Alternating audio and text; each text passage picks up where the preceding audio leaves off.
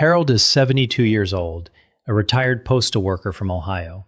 For nearly 5 years, Harold took his blood pressure medication every single morning without missing a day. He trusted Dr. William. He followed the instructions.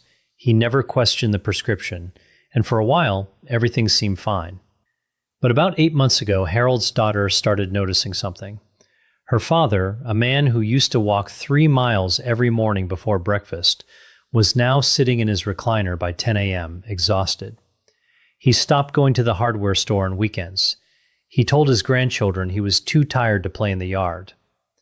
One Tuesday afternoon, Harold stood up from his kitchen chair and his legs buckled underneath him. He grabbed the counter just in time. His heart rate, when his daughter checked it, was 46 beats per minute. His family assumed it was just aging. Dr. William had never once mentioned that this could happen. But here is a truth that changed everything for Harold. It was not his age stealing his energy. It was his medication. Quietly, invisibly, one pill at a time, slowing his heart to a level his body could no longer safely sustain. Harold was taking one of the 2 most commonly prescribed blood pressure medications for seniors. And the question that almost nobody thinks to ask is this: between amlodipine and metoprolol, which one is actually safer for an aging body? The answer is not what most people expect, and it depends on something Dr. William has probably never taken the time to explain to you. Today, we need to have this conversation.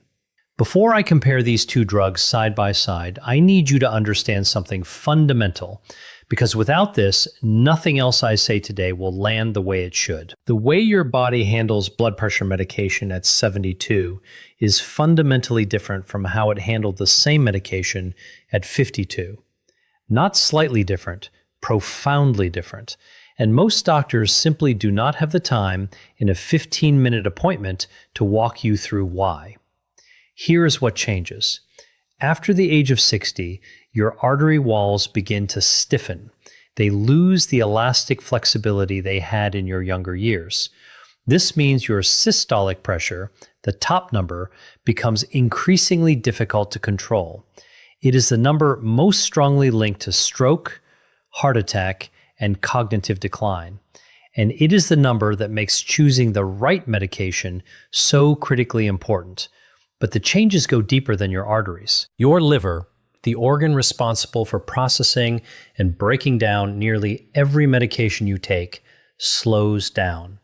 Drugs stay in your system longer. They accumulate at higher concentrations. A dose that was perfectly safe at 55 can quietly become excessive at 73 without anyone adjusting it. Your kidneys filter more slowly.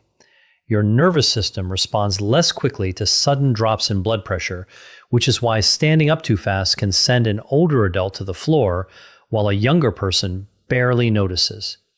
And your heart itself becomes more sensitive to medications that alter its rhythm or speed. This is the lens I need you to carry through everything that follows. A medication is not inherently safe or dangerous. It becomes one or the other based on the body it enters. And after 60, that body has changed in ways that demand a completely different conversation. Let us start with amlodipine, because understanding how this drug works inside your body is the only way to evaluate whether it belongs in your daily routine.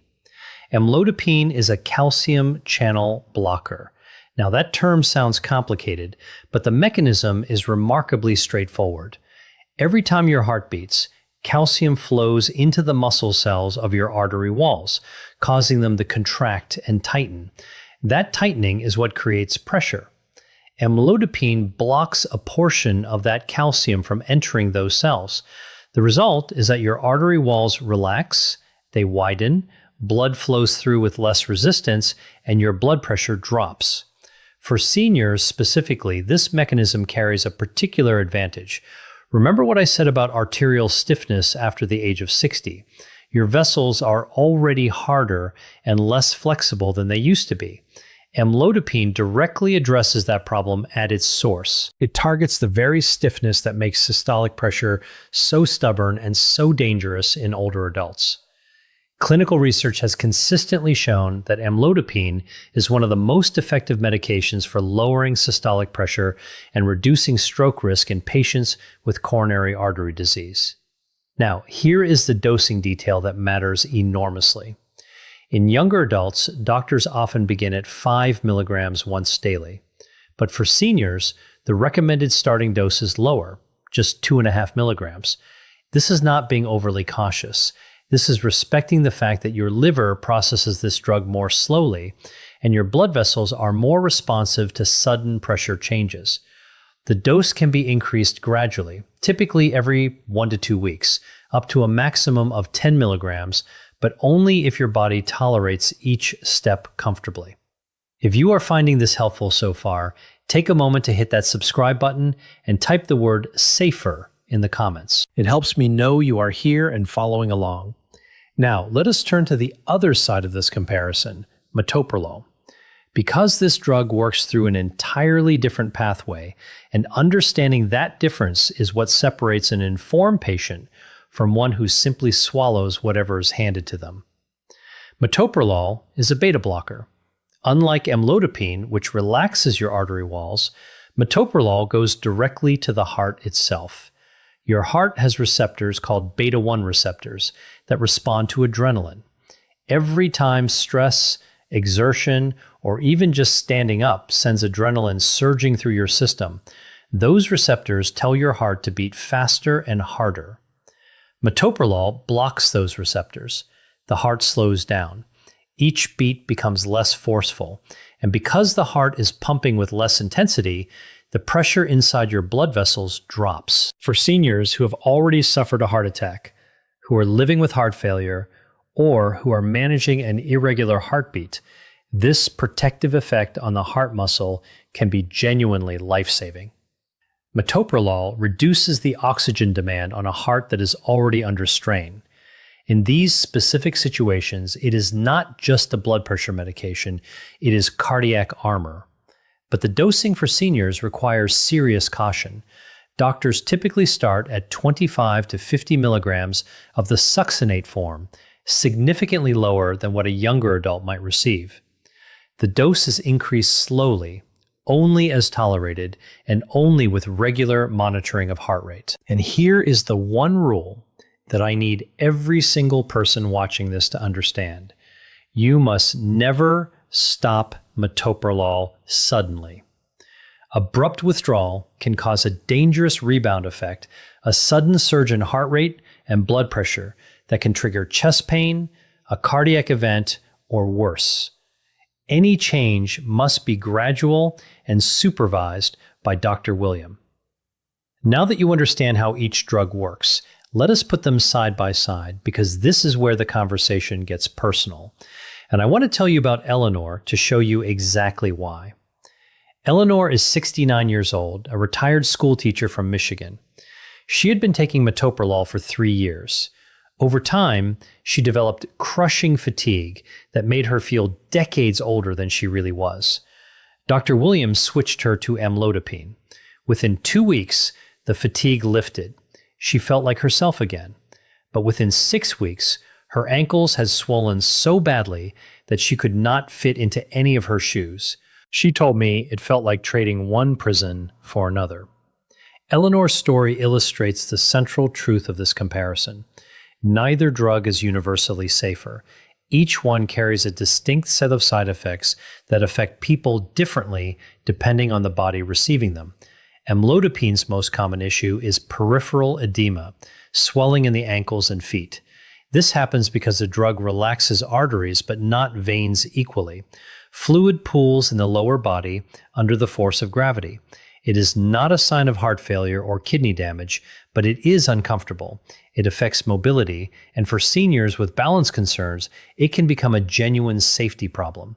Some patients also experience facial flushing, dizziness when standing, or mild palpitations. Metoprolol's side effect profile looks completely different. Fatigue is the most frequently reported complaint. Patients describe a heaviness, a loss of drive that seeps into every part of their day. It can also slow the heart rate below safe levels, causing lightheadedness or fainting. And in seniors with lung conditions like COPD or asthma, it may restrict breathing even at moderate doses. Now that you understand how each drug works, let us put them side by side, because this is where the conversation gets personal. And I want to tell you about Eleanor to show you exactly why. Eleanor is 69 years old, a retired school teacher from Michigan. She had been taking Metoprolol for 3 years. Over time, she developed crushing fatigue that made her feel decades older than she was. Dr. Williams switched her to Amlodipine. Within 2 weeks, the fatigue lifted. She felt like herself again. But within 6 weeks, her ankles had swollen so badly that she could not fit into any of her shoes. She told me it felt like trading one prison for another. Eleanor's story illustrates the central truth of this comparison. Neither drug is universally safer. Each one carries a distinct set of side effects that affect people differently depending on the body receiving them. Amlodipine's most common issue is peripheral edema, swelling in the ankles and feet. This happens because the drug relaxes arteries but not veins equally. Fluid pools in the lower body under the force of gravity. It is not a sign of heart failure or kidney damage, but it is uncomfortable, it affects mobility, and for seniors with balance concerns, it can become a genuine safety problem. Some patients also experience facial flushing, dizziness when standing, or mild palpitations. Metoprolol's side effect profile looks completely different. Fatigue is the most frequently reported complaint. Patients describe a heaviness, a loss of drive that seeps into every part of their day.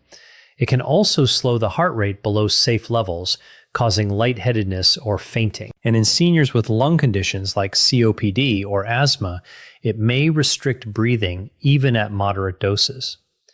Now we enter territory that I genuinely believe is the most underappreciated danger in senior healthcare today. Because the risk of either medication does not exist in isolation, it exists in the context of every other pill sitting in your medicine cabinet. And for most seniors, that cabinet is not empty. The average adult over the age of 65 takes 4 or more prescription medications every day. Many take 6, 8, or even 10. Each one was prescribed individually, often by different doctors. Each one was considered safe on its own. But when these drugs share the same metabolic pathways inside your body, they begin competing with each other. And that competition can turn a safe medication into a dangerous one without anyone noticing. Amlodipine is processed in your liver by a specific enzyme called CYP3A4. This same enzyme is responsible for breaking down dozens of other commonly prescribed medications. Certain antibiotics, antifungal medications, and even grapefruit juice can interfere with this enzyme, causing amlodipine to accumulate in your bloodstream at higher levels than intended. The result is amplified side effects, more swelling, more dizziness, a greater risk of falls, all from an interaction that nobody warned you about. Metoprolol carries its own interaction risks. When combined with other heart medications such as digoxin, or stacked alongside additional blood pressure medications, it can slow your heart rate to critically low levels. The fatigue becomes more severe, the risk of fainting increases dramatically, and the margin of safety narrows significantly. Here is the part that concerns me the most. These interactions are not rare or unusual cases. They are happening right now in millions of seniors whose medication lists have never been reviewed as a complete picture. Individual prescriptions are evaluated in isolation. The cumulative risk remains invisible to everyone, including the patient. So, with everything we have covered, what do the experts actually recommend? Because this is where the clinical evidence meets real-world decision-making, and the answer is more nuanced than most people expect. The American College of Cardiology, the American Heart Association, and the European Society of Hypertension all agree on one fundamental principle. Blood pressure targets for seniors must be individualized. For otherwise healthy older adults, Aiming for a systolic blood pressure below 130 is generally recommended, but for frail seniors managing multiple medical conditions, a less aggressive target may actually produce better outcomes. Pushing blood pressure numbers too low in a fragile body can cause more harm than the high blood pressure itself. Now, here is where the two medications clearly separate in the clinical guidelines. Amlodipine is consistently positioned as a first-line treatment option for seniors with uncomplicated hypertension. Its ability to directly address arterial stiffness, reliably lower systolic blood pressure, and reduce the risk of stroke places it at the front of nearly every major treatment algorithm for older adults. Metoprolol occupies a completely different position. It is not recommended as the first choice for straightforward high blood pressure in seniors. Instead, the guidelines reserve it for situations where the heart itself requires targeted protection. A previous heart attack, documented heart failure, or a diagnosed cardiac arrhythmia. In these specific clinical situations, metoprolol's ability to slow the heart and reduce the heart's oxygen demand makes it not only appropriate, but essential. The critical takeaway is this: the guidelines do not declare one medication universally better than the other. They make it clear that the right medication depends entirely on why your blood pressure needs treatment in the first place. The diagnosis behind the prescription matters just as much as the prescription itself. If this distinction is making things clearer for you, type the word guidelines in the comments and make sure you are subscribed so you do not miss what comes next. So let me answer the question you came here for. Between amlodipine and metoprolol, which one is actually safer for seniors? Here is the honest answer. Neither medication is inherently safer. The safer medication is the one that matches your specific body, your specific heart, and your specific health history. Amlodipine is a stronger choice when your primary issue is high blood pressure caused by stiff, aging arteries, and there is no underlying heart condition that requires additional protection. Metoprolol becomes a stronger choice when your heart has already been damaged, when your heart rhythm is unstable, or when reducing the heart's workload is the priority above everything else.